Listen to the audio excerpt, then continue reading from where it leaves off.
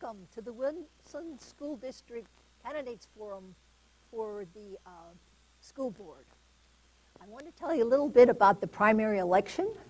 The primary election will be on Tuesday, May 16th, and that's the time when Democratic and Republican parties select their candidates for the general election in the fall. Voters vote only for the candidates in the party in which they are registered. However, candidates for judge and school director may cross-file, which means they can appear on both ballots. Our candidates tonight are all cross-filed except Mr. Cotton, who is a Democrat, and he is running only on the Democratic ticket. My name is Renee Dietrich. I'm with the League of Women Voters, and I'll be your moderator tonight. I want to talk a bit about the format. Our format will allow each candidate to introduce himself or herself in a 1-minute opening statement. Next, we will ask some questions that have been submitted by residents of the Wilson School District. Each candidate will answer the questions, and there's 1 minute for each question. And we will conclude by having each candidate give a 3-minute closing statement. And it should include information on what the person plans to do for the schools if elected. In other words, your priorities. The candidates will then be available at their desks to meet you one-on-one because obviously we can't answer all your questions. So they have graciously agreed to remain and meet you one-on-one. So let us continue. We're going to introduce the candidates. They're seated in alphabetical order. Ed Case, Stephen Chmielewski, Dennis Cotton, who could not join us tonight, Becky Ellis, Jason Hopp, who's an incumbent, Amy Kennedy, Steph Cocker, Robert Metzger, an incumbent, Cal Reed, incumbent, Benjamin Robitzer, James Spees, and no, I'm not Al Wicks. He also could not be with us tonight. Just exactly what does the school director do?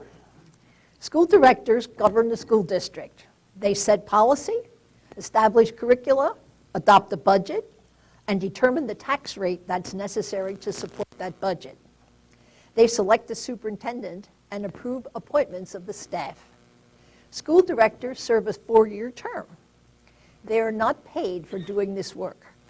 Wilson has 9 school directors, and 4 of them will be elected this year. So let's begin with an opening statement. Mr. Case, please make your opening statement. And by the way, we have timers here. The young man has a sign that says 10 seconds, means you have 10 seconds to go. And then the next lady has a sign that says stop. And you can complete your sentence. No one's going to say stop in the middle of it. So go ahead with your opening statement, please. Good evening, and thank you for the opportunity to be here. It is exciting to see so many people engaged in local politics this time around. I think it's healthy for our community and for Wilson School District. My name is Ed Case, and I'm running for Wilson School Board to provide a more receptive, engaged, open, and diverse thinking school board representing our students, community, teachers, while supporting our administration. As a father of 2 current Wilson students, a Van Reed basketball coach, a Wilson youth baseball coach and board member, a community volunteer, and a proud husband of one of our district's dedicated and respected teachers, I am well invested and engaged in the success of our district on a daily basis. My background as an IT business consultant and project manager for a large private and public corporations has provided the experience required to be an effective school board member. My undergraduate background in mathematics and most recently as a lifelong learner, earning my Master's of Business Administration degree from Penn State this weekend, provide an additional foundation to help balance the wants and needs of a growing Wilson School District to the bottom line of fiscal responsibility. Time up. You can take your time off on my closing remarks? That would be great. Thank you. 1 minute, part 2. Next, please. Good evening. I'm Dr. Stephen Chmielewski, and I'd like to thank all of you, especially the students, for making this happen tonight. I am seeking re-election for a 3rd term as a Wilson School District board member. Currently, I serve as the district treasurer as well as the chair of the technology committee and co-chair of the curriculum council with Mrs. Reed. These 2 positions enable me to work collaboratively within the district to meet our students' needs by leveraging the power of technology to enhance not only the educational process, but to do so in a cost-effective manner. I'm not a native of Berks County. I grew up in southeastern Montgomery County and went to a school district that was consistently noted as one of the best in the state. It still is. And I learned there the strength and power of a school district in the community. Your district serves as a cornerstone of your community, and it's important that we keep Wilson strong. Since moving to Berks, I'm actively involved in the community. I've served as an adult scout leader for over 10 years. I chair the Hawk Mountain Council on STEM education, and also am involved in numerous community activities with Wilson booster organizations, and most recently the Yoakum Institute of the Arts. Alice. Everyone, my name is Becky Ellis. The reason that I am running for Wilson School Board is to help ensure and bring attention to the education, equality, psychological well-being, and safety of our Wilson students.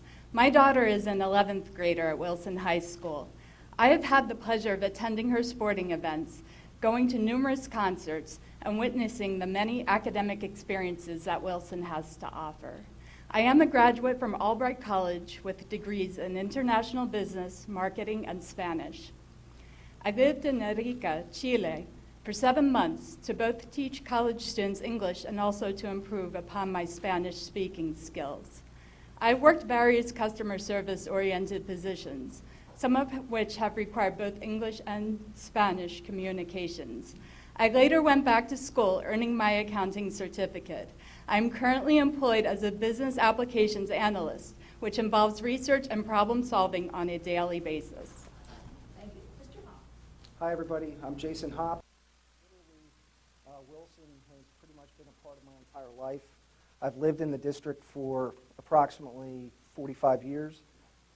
I graduated from Wilson. My wife has graduated from Wilson. I attended Sinking Spring Elementary School, Southern Junior High School, now middle school. I've been a school director for almost 16 years. I have 3 kids that currently attend Wilson. One will be graduating this year. I am currently the Vice President and General Counsel of Redner's Markets. Redner's has approximately 65 grocery stores in 3 states and about 5,000 employees. I'm the Chief Legal Officer and serve on the Board of Directors. I'm a former member of the litigation group at Kozloff Stout Attorneys in Spring Township. I'm a former criminal prosecutor in Berks County, prosecuting approximately 12 to 20 jury trials. Strong communities, the fundamental part of it are strong public school systems, and I emphasize public school systems. And I want to continue Wilson to be that strong public school system. Thank you. Ms. Kennedy. Thank you to the Wilson Peer Advocacy Club and Jillian Herzog for coming up with the idea for this town hall forum. And thank you to Ms. Dietrich for being our moderator. My name is Dr. Amy Kennedy. I've been an educator for nearly 20 years.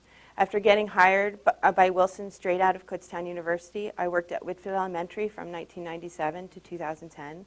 And in August 2010, I began teaching as a full-time professor in the College of Education at Kutztown University.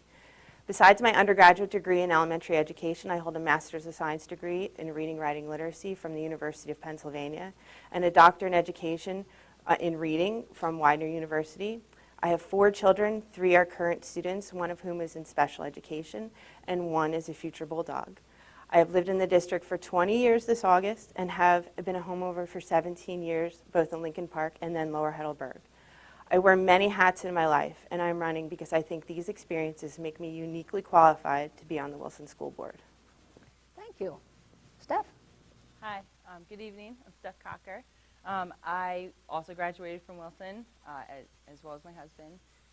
I have a bachelor's in elementary education, a master's in school counseling, and I taught in the district for 10 years. 1 year at Shiloh Hills as a math resource teacher and 9 at Wilson Southern Middle School as an algebra teacher.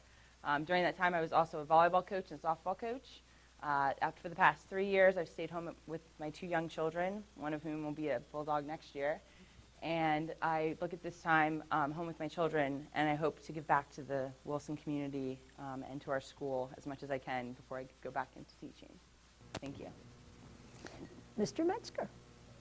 Good evening. Thank you all for coming, and thank you to everyone involved in making this event happen tonight. I am Bob Metzger. Together with my amazing wife, Holly, we have 3 wonderful children, ages 7, 10, and 12. Several years ago, I left a career in systems management to better support my wife's growing career and our growing family. Since then, I've dedicated my life to the civic and volunteer efforts. As Sinking Spring Borough Parks and Recreation appointee, I help to deliver beneficial community bonding events. For the last 4 years, I've served on Wilson's school board and have roles as co-chair of the technology committee as well as Wilson's rep for the Berks Career and Technology Center. I'm also a member of the Economic Development Committee for the Borough's Sinking Springs Boss 2020 organization and have been active in planning redevelopment efforts in the borough.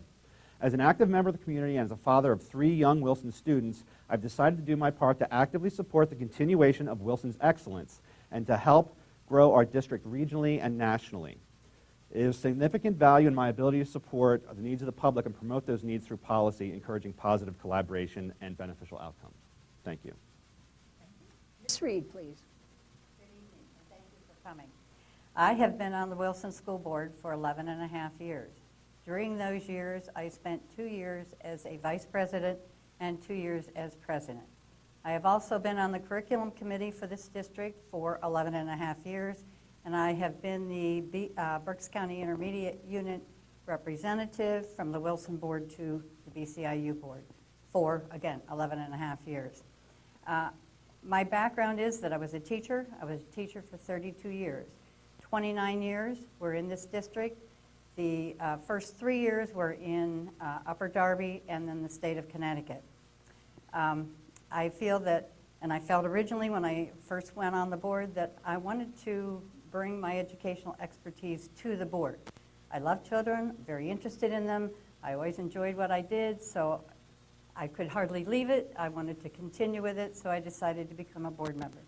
I still think I have that expertise to bring to the board. Thank you. Robitzer. My name is Benjamin Robitzer.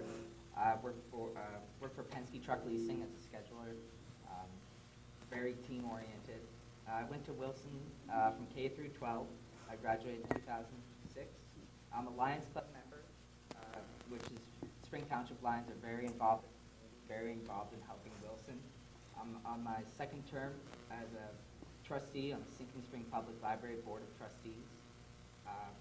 I'm running to see a district continue to improve academically and also be more involved in the community. I believe my position with work with Penske as well as with the Sinking Spring Public Library will help me be a very productive member of the board. Thank you. Mr. Spees. Hi. Thank you, student community. I'm James Spees.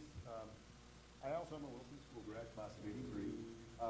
I have a PhD in American Literature, a master's in English, and a BA in English and secondary education.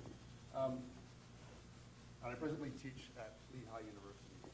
I believe that my experience as an educator, including as a student teacher and a substitute teacher, as an undergrad right here at Wilson High School, gives me some perspective that I think would be good to bring to the school board.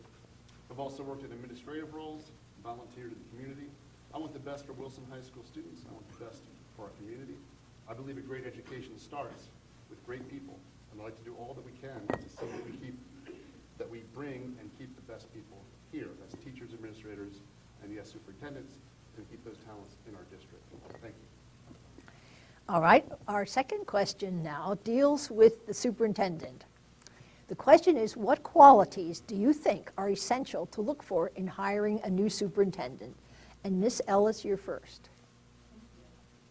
The new superintendent should lead by example.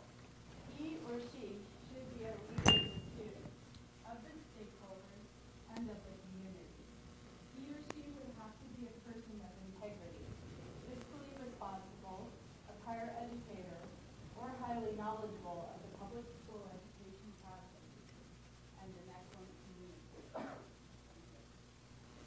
Mr. Hopp. I think there's 3 essential qualities: integrity, collaboration, and visionary. I tell my children, integrity means do the right thing when no one's watching. That's first and foremost. If we can't trust the superintendent at all times when we are and when we're not watching, then we hired the wrong person. Secondly, collaboration. Wilson has become a very diverse district since I graduated in 1990. Currently, we have 30% of our population is economically disadvantaged, We have 30% that is non-white, and we need to embrace the various stakeholders of our group, whether it's our professional staff, support staff, and our community, to come together. And they need to be a visionary. Anybody with a certificate can make sure that the ship doesn't sink. A true leader sets the vision and directs us in the right direction. Thank you. Go ahead.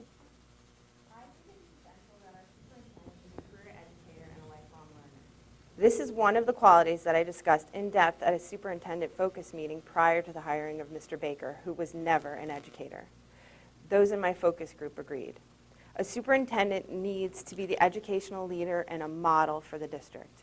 He or she needs to be a good teacher and administrator, to be able to recognize, choose, and motivate good teachers and administrators, and to serve as a bridge between the district, the board, and the community.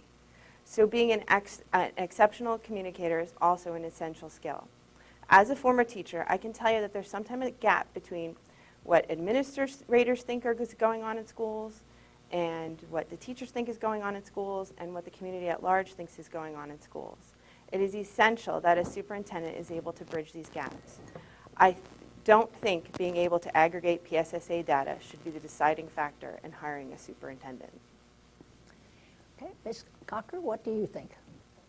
I also agree that a superintendent should have a strong background in education. If I were to go to a tech company and apply for the CEO position, I don't think they would take me seriously because although I've used a computer before, I definitely do not belong as the head of a tech company. And the same thing should apply for a school. The superintendent is basically the CEO of our district, so they should have a background in education and have been in a classroom. As a former teacher, I understand the daily struggles and as well as the rewards of being a teacher, and I think that a superintendent, first and foremost, should have a good, strong background in education. And secondly, should also be very visible in the district. We've had superintendents that had a lot of meetings throughout the day and may have not necessarily been in the schools, and they have contact points as the principals, but unless you're actually in the school on a weekly basis and see what's going on in the interactions between everyone, you don't really have a true sense of the environment. Thank you. Mr. Metzger. The hiring of superintendent is arguably the most Important job a board member could be asked to do. They are the heart and face of the district, and they have to excel at a variety of roles. In hiring a new superintendent, the most essential qualities we look for are, one, a high degree of personal integrity and ethics, and I really can't stress enough how important that is. Two, a background steeped in education, preferably with extensive experience in the classroom. Three, building administration level and or significant central office level experience. They must be an excellent communicator who's both approachable and accessible. We're looking for a strong collaborator who's able to get the most that they can from their administrative team, and someone who inspires others to perform their best and can lead by example. Thank you. Ms. Reed. As you know, we are currently starting to interview for our superintendent. We put an online survey out, and we have gotten the results back. We've taken a look at those. So combining those results with my own ideas, I will tell you what I will personally be looking for in a superintendent. The very first thing is that I want someone who has teaching experience. I also want somebody who has central office experience, preferably as a sitting superintendent or as an assistant superintendent. The second thing that I want is somebody who is collaborative. I think this is very important. Collaborative person takes everybody's ideas, their administrators' ideas, their teachers' ideas, they listen to them, they pull them together, they make them part of their decision-making process. The third thing I'd like is someone who has vision, somebody who has really good ideas and has a good idea of what they'd like to do for our district. Fourth thing is a good communicator. If you can't communicate, you can't get your ideas across, nobody knows what you're doing, and it's not effective. Thank you. Time's up. Mr. Robitzer. I believe next superintendent should have qualities that are similar to Dr. Root. I was lucky enough to watch him rise through district, and always thought he was a great leader. And that's one thing they should definitely be a proven leader. I think they should also be from the area, or at least familiar with this area, preferably worked in the district as a teacher. Definitely think it's important for them to be an educator. And I also, in their past roles, I believe they should show that they have shown the 3 R's, which going through Wilson, Wilson always talked about the 3 R's and how important they are, and that's respect, resourcefulness, and responsibility.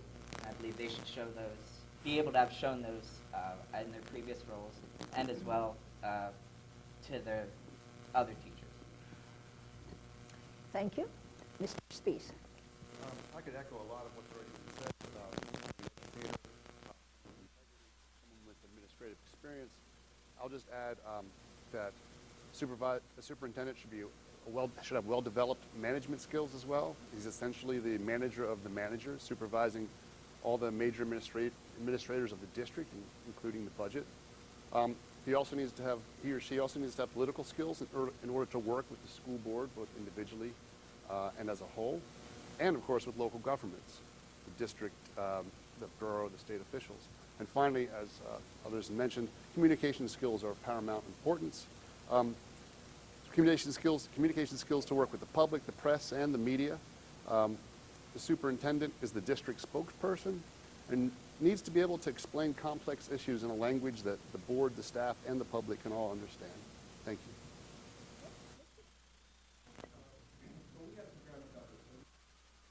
Quickly come in, build trust, credibility, and respect throughout the district and at all levels. I believe Wilson should hire a superintendent that's not a business person per se, not from the business community, but an educator that has been in the trenches of a classroom, has been an assistant principal, so understands discipline in the classroom and supporting teachers there, has been a principal, has been either an assistant superintendent or a superintendent already. I think that would be the most successful type of superintendent we can get here. And a leader with vision who will trust, empower, and support the principals in the district and also the department heads on topics ranging from curriculum to budgets and not isolate control of power to their corner office. Someone who will lead by example, partner with the board and rebalance and organize the administration arm of Wilson. And a leader, most importantly, without their own personal agenda, looking to build their resume or use Wilson as just another stepping stone in their career. Ultimately, someone who's willing to invest themselves full-heartedly and make a passionate career at Wilson. Thank you. Everybody knows that the superintendent is the CEO of the school district by now, so I'm going to skip that part. I think that one thing that needs to be said is that a superintendent needs to be not only a leader of the student body and the faculty, but also a leader among leaders. They're in charge of taking care of the principals and guiding them in their daily job. Wilson has many stakeholders, including parents, students, and local businesses, and it's important that the superintendent has a shared vision to the greatest good for the greatest numbers. I certainly want someone who has a record of academic achievement. After all, that's the primary mission of our school district. However, I think it is very important to go beyond the numbers. We're a bit too standardized test-centric in this district, and we need to start looking at the whole person, the students that are graduating. Communication skills, obviously, are very important. Being able to work collaboratively are very important. And I can say that I'm very pleased that interviewing candidates tomorrow night, at least every one of those traits are present in the candidates we're going to see. So I think we're beginning to meet that goal already. Thank you. The next question deals with money. Everyone sort of knows that there are a lot of bills that have been introduced in the Pennsylvania legislature about eliminating the property tax for school funding, and that's one of the basic sources of income. So this is the question. How do you think that public education should be funded? And Steph, you're first on that. Our current system, the most recent bill, the Property Tax Independence Act that was proposed, would eventually eliminate the property tax while at the same time increasing sales tax and income tax. The problem with that is the property tax would still remain in existence until the district paid off all of their debt. Now, I don't have exact numbers, but I'm assuming Wilson has some sort of debt. And that could take up to 20 years because the average is a 20-year bond on the district.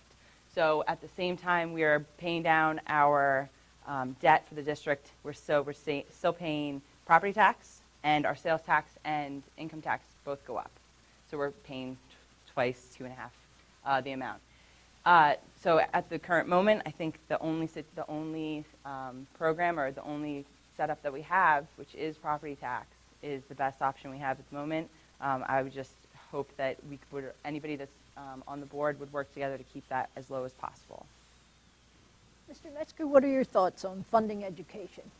Ultimately, that decision clearly lies with the state legislature, and we look to the members of the House and the Senate in order to make those incredibly important and impactful choices for us. That being said, clearly local boards have partial regulated control over our local component, which is basically property taxes and related local taxation. Education funding as a whole, however, it's a state matter, and it's driven and determined by Harrisburg. I think to pretend otherwise is a little bit of disservice to everyone's role. That being said, I've got the following opinions to share and a couple comments about what we can do locally to help control it. First is that significant changes to education funding should be accompanied by other systemic reforms. Pennsylvania could benefit more than just changes to taxation. Clearly, if you're going to tackle that, you need to tackle how charter and cyber schools are regulated. We talk about that a lot, and how the state pension is funded, et cetera. I mean, thinking that you can just change taxes otherwise is not as fruitful. Also, local property taxes are legitimate and significant concern, and that control over spending is an important aspect of the system. Okay, I believe we should continue with the houses and their property usually stay fairly stable so that it is a stable tax. If you go to the personal income tax or to the sales tax, that is a decreasing funding revenue. If we have a bad time, people don't buy as much, so we don't get as much sales tax. They don't make as much, so we don't get as much personal income tax. So if you have bills up here and you have income here, it doesn't work, and it's all going to fall on our school system, and it's going to mean we can't support it. The other thing I think that is interesting is the sales tax is such a regressive tax. Those people who can't afford it the most are hurt the most because it's on their food. We don't pay food now. It's on their clothing, it's on their doctor bills and their dentist bills, and anything else that they go to, they have to pay this tax. It's going to affect them the most. Thank you. Mr. Robinson. I do support the Property Tax Independence Act. I believe the burden of paying for education put too much on the homeowner. I think having a sales tax as well as income tax pay for an education is fair, much fairer than property taxes. And also at the same time, though, I do support moving all publicly funded pensions to 401k style plans. This would free up more money to the district so they can spend on top priority items like reducing class size for K through 6th grade. I think we hear too much from school board members that we don't want to raise the property tax, but because of the rising cost of pensions, there's no other option. So that's why I favor that. Okay, Mr. Spieth. Let me start by saying that if there was an easy answer to this question that could be given in 1 minute, I think we would have done it a long time ago. We know there are 3 levels of funding for school districts: a federal government, which gives us regulations and programs like special ed programs, Title I, Title IX, but they never fully fund them. The state also, of course, gives money to the school districts, but is it equitable? Every 10 years or so, there's a new proposal to try to make that funding more equitable. Here at Wilson, because of our relatively wealthy tax base, we don't get a lot of state aid. So local is where the delicate balance of offering a high-quality education while trying to maintain lower taxes rests. There are several tax reform proposals. I do not support them because it moves taxes from businesses and the wealthy onto, as you pointed out, the poor and local residents. Thank you. Mr. Case. According to our Wilson 2016-2017 budget, a $100 million budget, our current budget is funded from roughly 75% local funding through real estate taxes and local taxes, 22.5% through state funding, and less than 2% from federal funding. The state determines its formulas for how much districts receive of that $22.5 million. And it's why, basically, according to this formula, is based on need, based on population, English as a second language. That's why a district like Reading gets over $120 million and Wilson gets $22.5 million. If you believe in public education, and whether you agree with distribution or not, it's a reminder that public education is important and everyone should have it, and it ensures for a greater democratic society. With that said, Wilson has the most control when it's local, that you can control your funding. If you leave it to the states, they will redistribute, and you will lose control over how much money comes into the district. So I am for property taxes and keeping it local. Thanks. Okay, next please. Ideally, I would love to see the emphasis shift away from property tax. However, the proposals that are before the legislature are dramatically flawed. They don't take into account our demographics. There was an article today that stated that our growing elderly population is spending less, so the proposed income from increasing sales tax isn't going to meet up with demand. Additionally, I think it's rather infantile to forget that greater than 50% of the population of Pennsylvania lives within an hour-and-a-half drive from the state of Delaware, where there are no sales taxes. So I believe that SB 76 and House Bill 76 are fatally flawed. Additionally, what happens with that, as has already been said by Mr. Case, and I must wholeheartedly agree, as well as many of the other members, is you lose local control. And when you lose local control of your budget, you lose local control of your schools. That's all I have to say.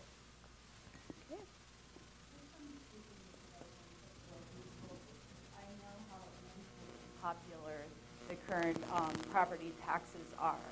However, if we impose a sales tax, if we impose a luxury tax, I doubt very much that people are going to stay here and purchase in Pennsylvania when they can simply travel a few miles across the border into Delaware or the surrounding states.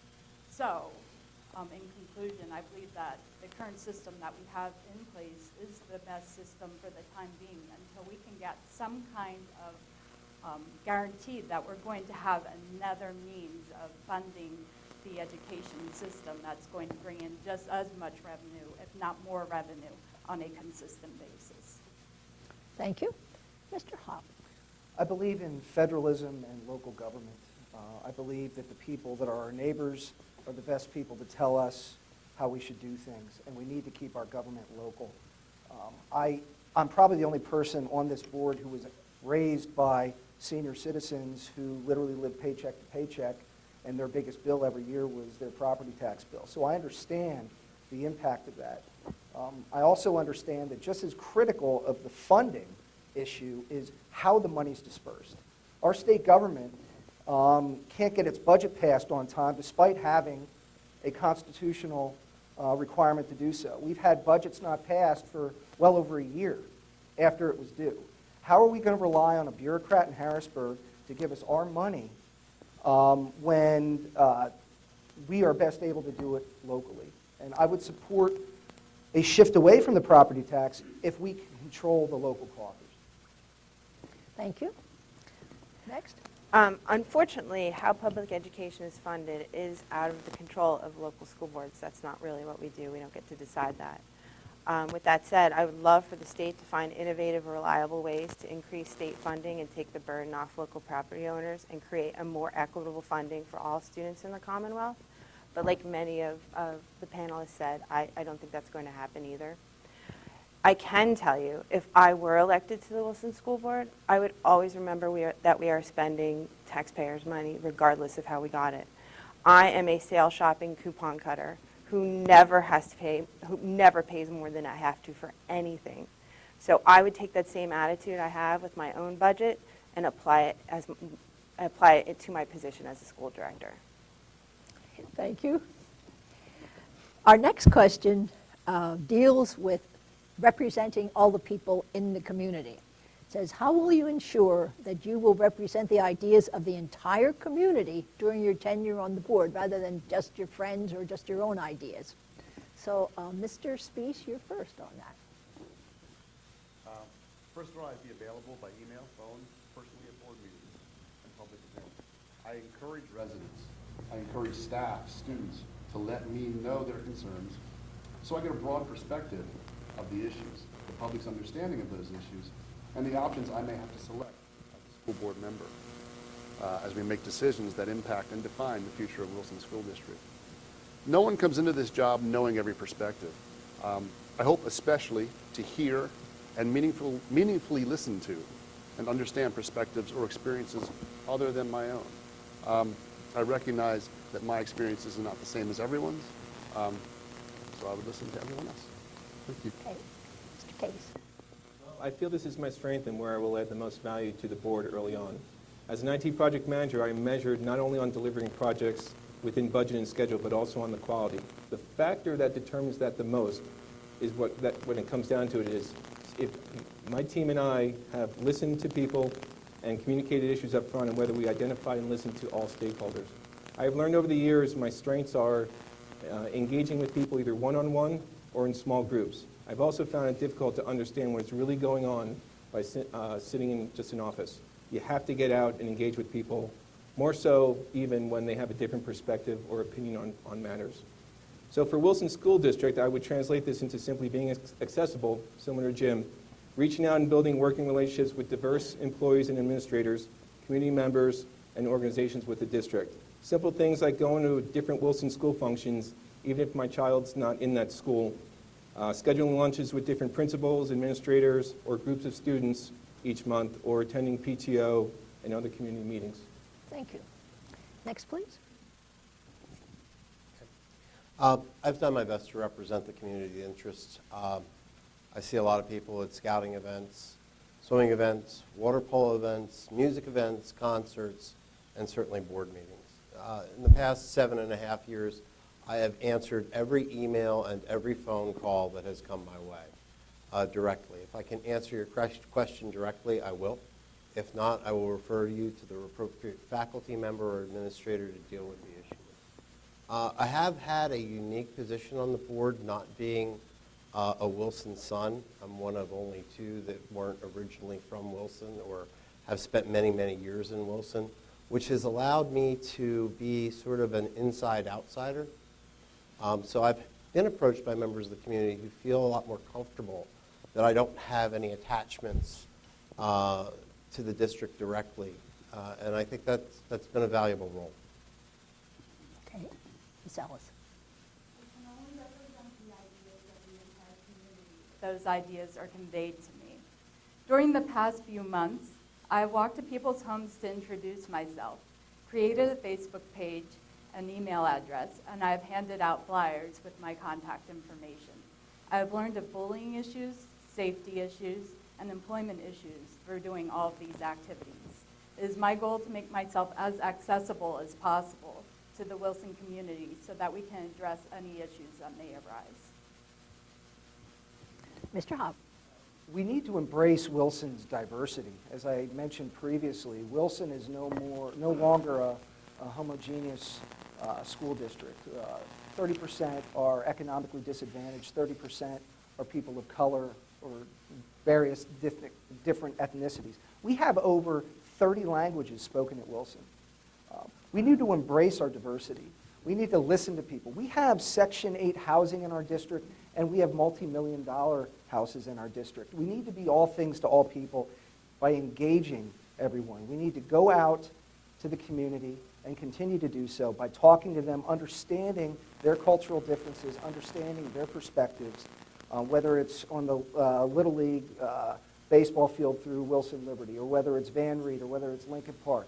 Those are one ways, whether it's visiting various homeschool associations. But we need to get out there and talk to them and understand their viewpoints. Thank you. I have met so many new people and learned so much just since I announced my candidacy for the Wilson School Board.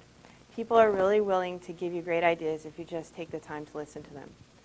If elected, I plan on keeping my Facebook page and website running and making all of my contact information available to the public. I will encourage communication among all district stakeholders. I would encourage public comments at school board meetings. and public attendance at school board meetings, and strive to make more aspects of the meeting open for public discussion instead of the feeling that everything is said and done prior to the meeting getting started. And, as anybody who knows me knows, I will not be afraid to speak up and rock the boat when necessary, even when it's not popular with other board members. Thank you. Steph?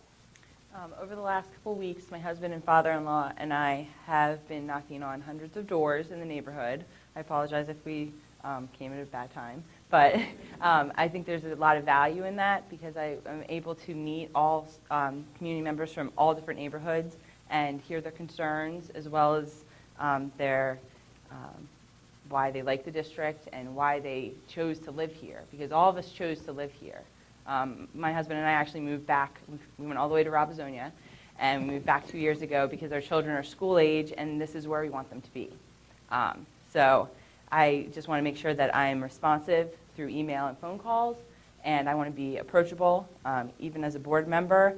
You sit up when you are in the audience and you see all the board members in their big chairs and their suits, and it can be intimidating, especially when people come up with their concerns at meetings, and I don't want that to be the case. I want to be approachable so that you feel comfortable when you see me out in the community to come up to me and tell me what you think should be going on. Thank you. Mr. Metzger? Well, I've been blessed with having some great civic and volunteer opportunities, and I've taken advantage of those to become entrenched in community-based efforts. So I think there's significant benefits from that perspective for me uniquely as a stay-at-home father, and I'm really grateful for that. Volunteering at schools, working with teachers, parents, and students. I spend a lot of time in classrooms, kid writing, working with the webmaster for the GVHSA. It gives you a great opportunity to talk to teachers and other parents and children and see what they're thinking and doing. My tons of work with the Sinking Spring Parks and Rec, and had a lot of interaction with parents and children for our summer playground program and various community activities. That has helped tremendously with listening to the ideas of the community. And funneling that and using that as a board member to help represent anyone, you really need to balance needs and concerns from everybody and deliver that through good supportive policy. So I think there's several things that we can do for that. And we've heard this repeated a bunch, but it's true. Be good listeners. Continue to solicit feedback and use that to redirect your policy. Continue to work closely with the Ed Foundation, I think, to provide additional support to their efforts, and have a renewed effort on customer focus based on people's needs. Thank you. Ms. Reed? I think listen. Too often people want to talk and tell their point of view. I think we need to listen to others' point of view. We have a number of opportunities. People can come before the board and tell about something that interests them. I believe the last time we had somebody come before the board, they were interested in Chinese, so they came and explained what they had to say about Chinese. People send us emails. We get emails regularly, and they usually express either what they want or what they're concerned about or a problem that they have. So email is another major way. And the other thing is being out in the community. It doesn't matter if you're going to a soccer game, if you're going to church, or you're buying your groceries. You invariably run into somebody from the community, and they come up to you and they start to engage you in a conversation about the school and what to do.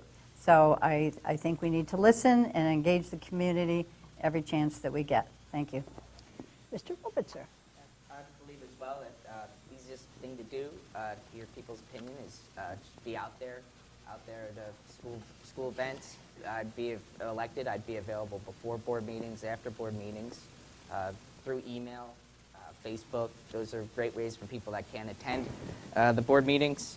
And again, just easy for people to express their opinion.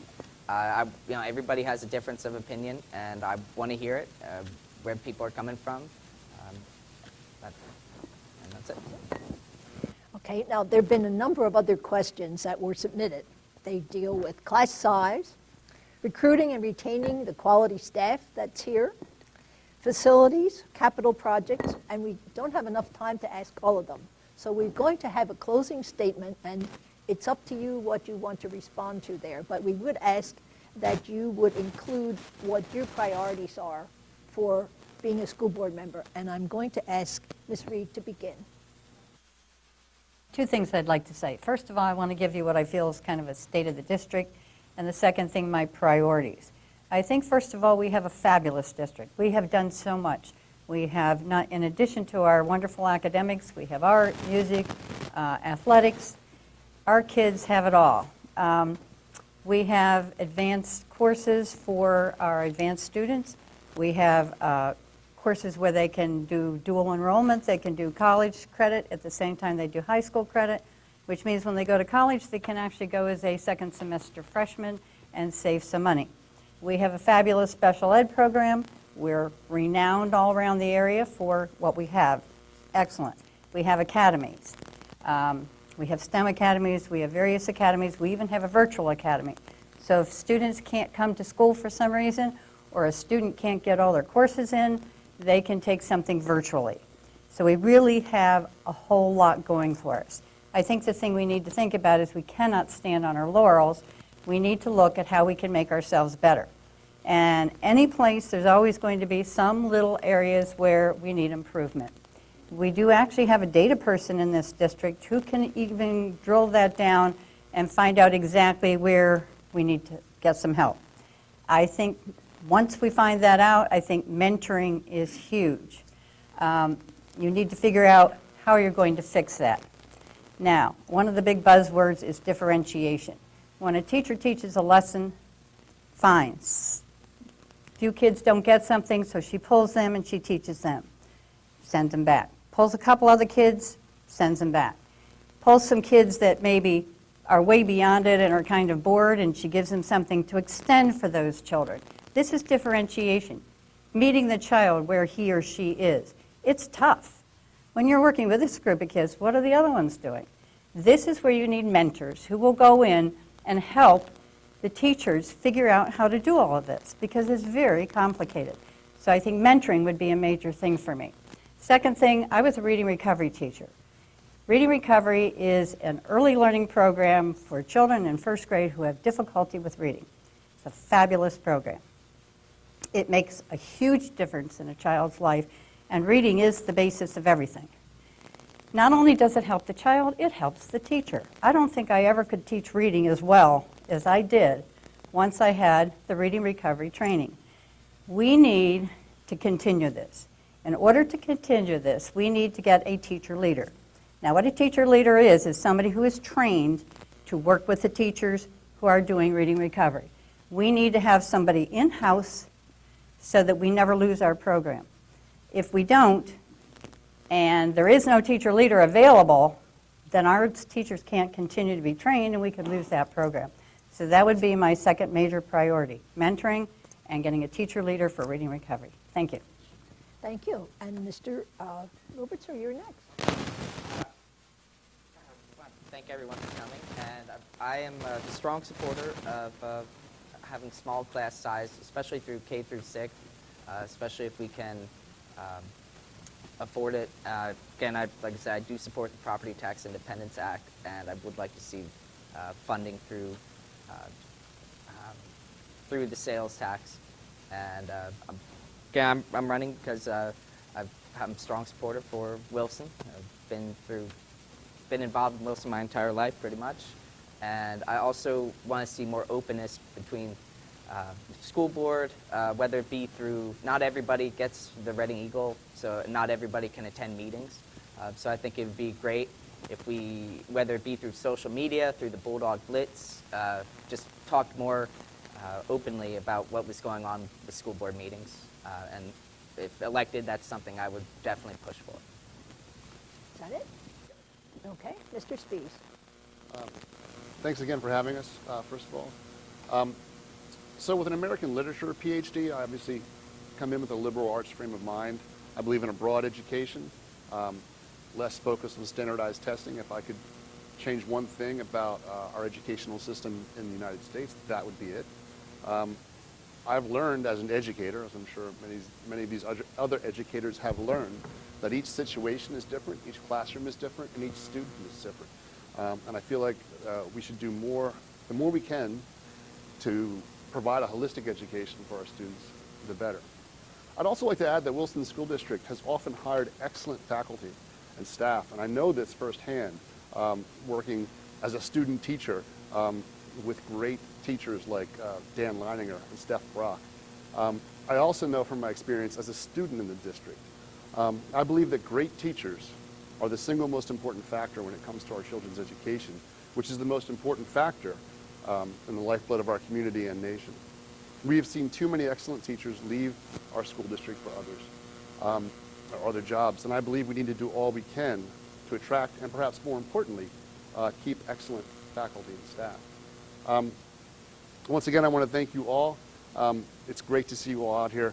Some of these ideas and candidates are excellent, but the future of the school district is really up to us all, the entire community. That's why, frankly, it's such an honor to be up here, looking at people who really care and are working for the future of this district. The way I see it, there is no difference between the school board and the community. I feel like the school board is a part of the community. We are all part of the community. And if I have the honor of being elected, I will actively be approaching and listening to all parts of that community. Thank you. Thank you. Thank you. I've been to many board meetings in the last couple of years, and one of the things that really wanted me, that I started getting involved with the board is that I was a little disheartened with how short the meetings were. They were 25 minutes, they were a half hour. It seemed like everything was done in executive committee, and if you'd go to a board meeting, you wouldn't be able to make any kind of a judgment of how discussions were handled, what issues came up, were all questions asked, were stakeholders engaged, where did people come up with these decisions? It's a lot of one-liners that come out of the meetings, and I have to say, based on the 12 candidates that are up here for Wilson today, I do believe that today's board feels more accountable than ever before, because the last board meeting was about 2 hours long, reduced to the 2.5 hours long. The entire board, and you know, people have different opinions on this, but there was some engaged conversation, and some of the stuff could have been in, better not in the public, but it was refreshing to see everyone talking about issues. I want to see more of that. I want to see, at least from board minutes, if I was elected, be an advocate for at least not having a one-liner. Hey, if we made a decision, what kind of topics came up? What was that sort of discussion? So community members at least know that everyone here is doing their job, and everyone's doing their job, but at least what things came up and why do we make a decision? I think we owe the community that, and that would be the best to sort of help, lessen the distance between the board and the community. I think the community would appreciate that. So that's one of the things I want to work for being on the Wilson School Board. Also, while on the school board, it takes a long time. I'm not an expert in education by any means. People across America who go on school boards, it takes some time to get your bearings. So I'm sure anyone would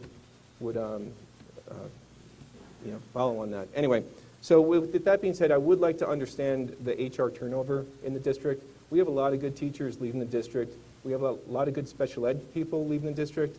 So something is systemically broken that we need to fix within our district and take a look at. There are certain complexities that you don't understand being on the outside of a board looking in. Some things are, sensitive information.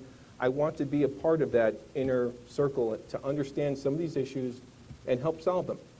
So with that being said, it really all comes down to let's take care of the students in our district. If we take care of our students, it's all about the kids, kids, students. If you take care of them, the grades, the test scores, the district ranks in Newsweek will come. It really comes with, I came from a school district in New York, and I was able to go to college and also take auto mechanic classes in class, small engine repair classes in class, learn how to fly a plane with a simulator. I found a lot of my passions in high school, but I didn't have to go to a BCIU or a tech ed thing. I was able to do that in my high school. So the more programs we have Thank you for very Wilson, much. Time's up. the better for everyone. Thank you very much, everyone. Dr. Steer. Okay. Just to address what Mr. Mason said, but before I said that, I kind of forgot to mention my credentials. I attended Albright College and received a BS in biochemistry and my MD from Jefferson Medical College in Philadelphia. I did all my postgraduate training at the Hospital of the University of Pennsylvania. I'm a diagnostic and nuclear radiologist at St. Joe's Penn State Health. So I see a lot of people that are sick, and I see a lot of people that come through Wilson. one of the reasons why you don't see what happens behind the board is because the board works as a committee structure. And we do that to have intensive work with working groups like Tech Committee as necessary. Curriculum Council meets once a month and vet those issues out between the administration and the staff before they come to the board. To have every board member involved in every committee would just be impossible. So that's how that happens. That being said, at times we could probably do a little bit better job describing what happens with our committee reports. I know Mrs. Reed does an outstanding job. I try and do a good job myself whenever we do meet, which is what I wanted to focus where my strengths are and what I bring to the board. I have 2 kids.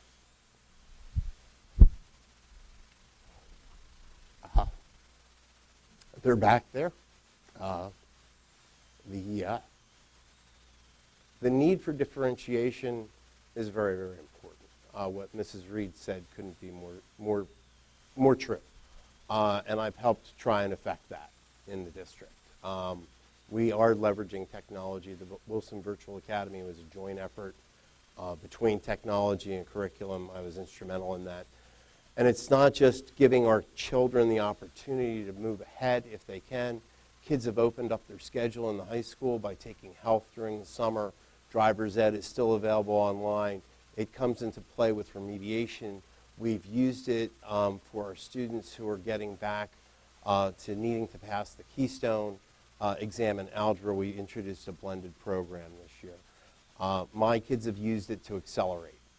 It's an area where we can achieve a lot with very, very little infrastructure investment while keeping children in the classroom, and that's really critical. The other thing that it does is it gives us a product, and I hate to use that term, but that's what it is, to compete with cyber schools in Pennsylvania. One of the things that's draining your resources more than anything else is cyber schools that are for profit that sit there and bribe children and involve her in kickback schemes to take money out of the district. So that's where I've been focusing my efforts.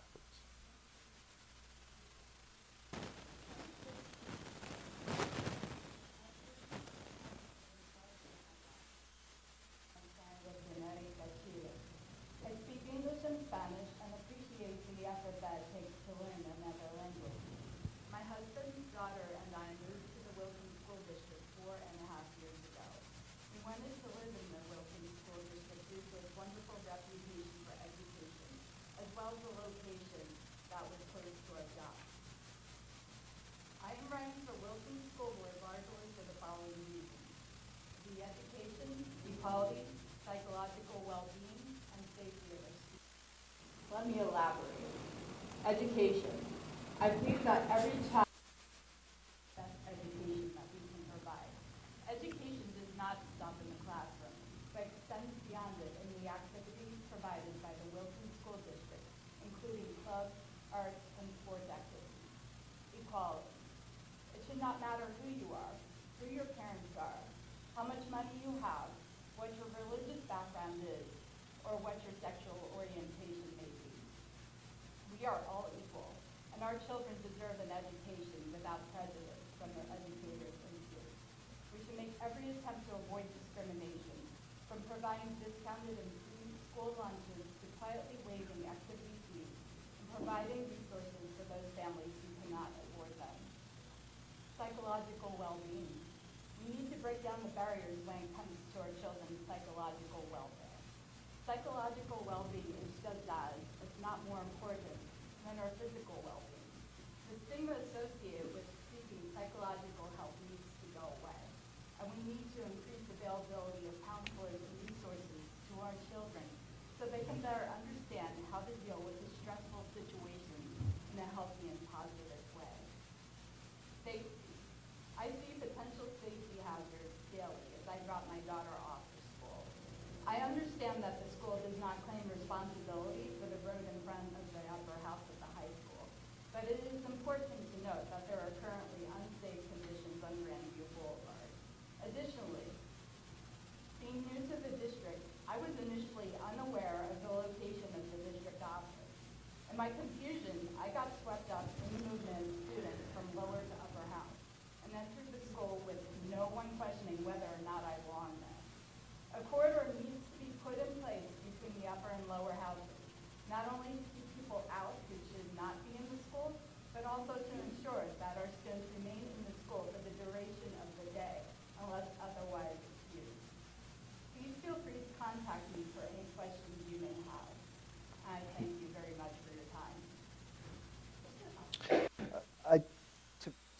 know who we are as a person, I think you have to remember where you come from. And I was raised in a working class neighborhood in Cuckoozing Avenue in Sinking Spring by two grandparents who sacrificed their entire life to make sure I had an education. So I understand the importance of a public education. I understand that some children are born without the same opportunities as others.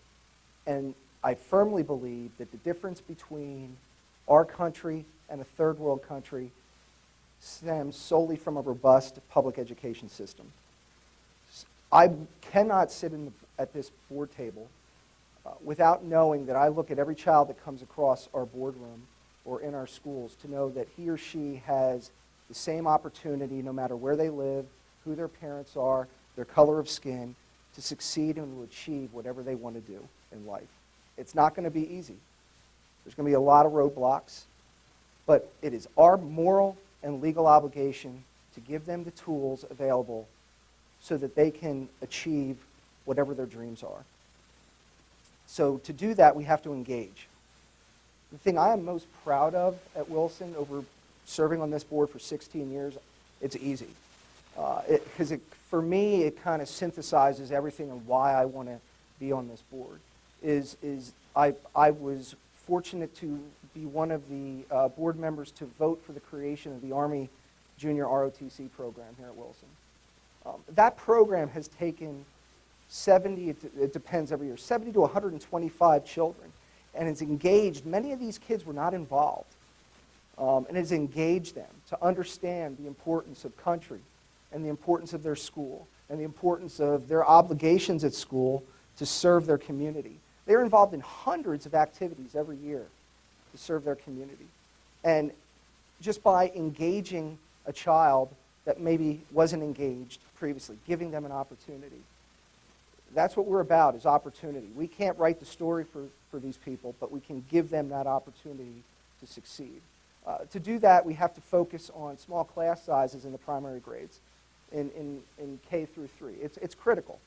I mean, that's where the foundations of our learning start. We have to have resources focused there to keep small class size. As Ms. Reed referred to, reading recovery or any remediation program at the early primary grades is critical. Ongoing remediation is critical. We have to be there for these kids to give them an opportunity to succeed. If I'm elected to stay on the board, engage the community, listen to everyone, and keep an open mind, because that's what a good school board member brings. Thank you. Thank you. Ms. Kennedy?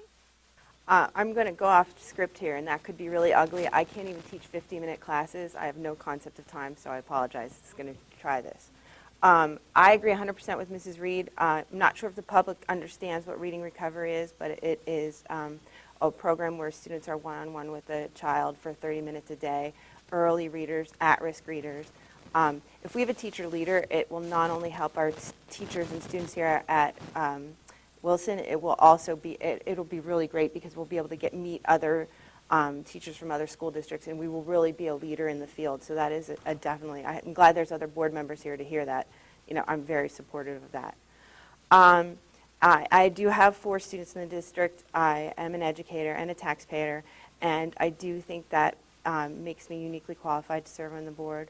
Part of my job at KU involves working closely with other districts, other teachers, other superintendents. I get to visit lots of schools and lots of classrooms around Berks County, and I always see really cool things that other schools are doing, and I think I would be able to bring some of that to the board.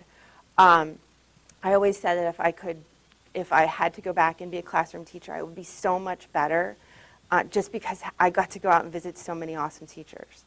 I also get to see the effect of class size.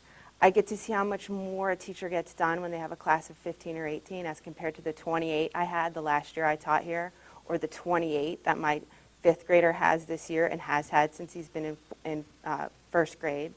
I get to talk to other teachers in the district and hear their frustration in this district and in other districts, their complete and total utter frustration on the emphasis of PSSAs and testing scores and how their job is dependent on what their score is. And I feel the frustration of teachers who who are leaving early and don't have to leave and shouldn't leave early because they're doing 30 and out because it's not the same thing it used to be as a teacher. And they're leaving for that. And we have lost so many good teachers and so many young teachers who have left the district for the same reason. I get to see other schools and how their students get to have 2 recesses and they have 30 minutes for lunch. I'm still in awe that my kindergartner had only 1 recess a day, and it was less than 15 minutes, and had 20 minutes for lunch. I'm not quite sure how those teachers can do it, because I know I taught half-day kindergarten, and we still had recess, because they're 5. So anyway, those are 3 things that I would look for as a board, look forward to doing as a board member. But one of my favorite sayings in the world is, if you're not part of the solution, you're part of the problem.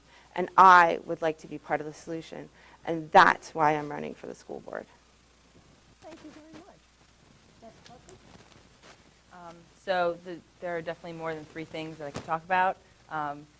First, I definitely want to give the counselors in our schools as many resources as they need to tackle mental health issues that we're having, not only with students as well as families, because we have the kids for a short period of time, and if we can help them cope through their challenges now, when they become adults and they're in college, then we hopefully can stop some of the tragedies and personal tragedies, as well as tragedies that affect communities that have been going on lately that I feel have a huge connection to mental health issues.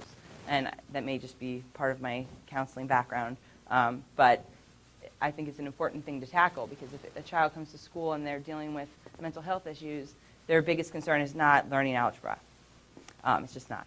So my second thing, or second topic, would be to advertise some strengths and accomplishments from our school district. I feel a lot of times in the news, the challenges for school districts are highly advertised, and what our scores are. And I don't just mean our scores or athletic accomplishments either. We have an excellent music program. We have excellent arts programs, and I think that should be advertised more often to the community, so they understand the importance that has to our students in the school, and they support continuing those programs. And my top issue would be transparency. As one of the other members up here mentioned, the board members, the school board members, are each assigned a committee. And that's where a lot of the real work gets done. However, the committee meeting minutes are not available to the public. They're not open. The meetings are open, so we could all go to them at 1 o'clock in the afternoon on a Wednesday. But the minutes and the results of the work that was done there is not available to us. So one of my big pushes, even if I don't get on the board, I'm going to push for this. One of my big focuses is to make more transparency and have the meeting minutes available online. If we're a 21st century school, there's no reason that our resources can't be available with a click and a link on our websites. So that's one of my main focuses. And just as like a personal ending, my husband and I cannot imagine sending our children to any other school.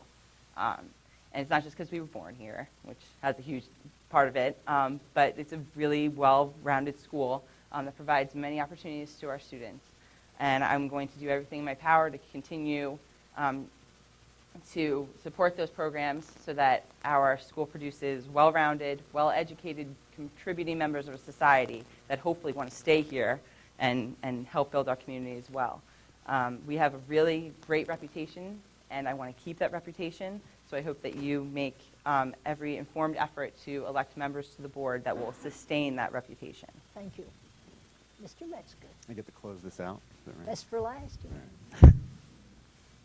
Okay, so thank you everyone who made this event happen tonight. I want to say many thanks to the students and administrators who organized this event. Thank you very much. Thanks to Renee and the League of Women Voters for agreeing to moderate, and thanks to all the candidates for coming and share their ideas. It was really wonderful to hear what everyone had to say. And thanks for everyone in the audience here who spent the time to come and learn, who they might choose to vote for from their candidate. In closing, I'd like to provide a couple of items. It's kind of like if you want to vote for Bob, here's the hit list. Well, here's the things I stand for and I want to provide to you. Okay, so I've got 6 things that I'm focusing on. moving forward for this next term. The first of which is in lieu of the negative impact this last year to our central administration in an effort to provide quality executive leadership and stability to our front office. We've had some changes come in our senior administration. It's my goal to do everything we can to ensure that we retain effective leadership at the administrative level. The second item is to refocus our efforts in improving our customer service for the community. We're always working to this end through efforts in improving communication and making better experiences, and we've hired a new PR person who's fantastic. Karen, I think, is here. But we've recently made a decision to rework our website, and I think that really speaks towards our efforts in improving customer focus. That thought needs to be at the forefront of every decision that we make going forward. The third item is to support a fair and appropriate new contract with the Wilson Education Association. We have some great teachers, some others have talked about it here, that are here at Wilson to whom we entrust the care and education of our children, and we need to continually work with our WEA leadership to ensure that our teachers are effective and that they are effectively incentivized. We can no longer afford to lose effective teachers. No doubt it's a balancing act. I'm not saying that it's not, but I feel strongly that as a team we can move forward and make the best interest of our students. The fourth item, I think, is to embrace local economic development programs. I've mentioned that I'm on the BOSS 2020 Economic Development Committee. What does that really mean, and how does that impact us, and why am I bringing it up during a school board discussion? The latest financial impact analysis for that program and that redevelopment, as other redevelopment programs, show significant benefactors to our tax revenues for the district. The biggest benefactor for that downtown Sinking Spring redevelopment will be the Wilson School District if it's done appropriately. And that's where I feel that I can come and play a part, both as an active contributing member of this board and with that committee. The project would deliver more revenue for the district, ease traffic patterns for buses, make significant safety improvements for walking students, we've had trouble down there with that previously, and help increase the quality of life for families in the district. The fifth is to continue to creatively leverage our technology to achieve curricular goals. Wilson's at the forefront of effective classroom technology and is recognized nationally by Google. Our instructors routinely used by other school districts across the U.S. to help jumpstart and assist one-to-one programs. Our discovery classes in elementary has been lauded as some of the most effective in the area. We need to continue that effective work moving forward. Thank you. We have now come to the end of the formal part of our program. And I definitely want to thank the students, especially the timers who helped me here and those who organized it, the candidates, the audience. And our candidates have graciously agreed to stay and talk to you one-on-one. But I want to leave you with this thought. You know, your vote is your voice. Remember to say something on May 16th. Thank you.